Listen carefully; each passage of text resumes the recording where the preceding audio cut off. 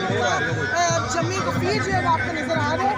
अपनी लीडर नहीं बल्कि अपनी मदर लीडर जिसको अल्लाह के अलावा वो किसी से नहीं डरती, उसके इस्तकबाल के लिए यहाँ पे जोश व खरोश से लोग मौजूद हैं और हम अपनी लीडर को जो है वालेहाना इस्तकबाल करते हैं, उनको वेलकम करते हैं मरियम नवाज साहिबा को। आज ख़वातीन को जोश है, हर एक को अपने अंदर मरियम नवाज की झलक नजर आ रही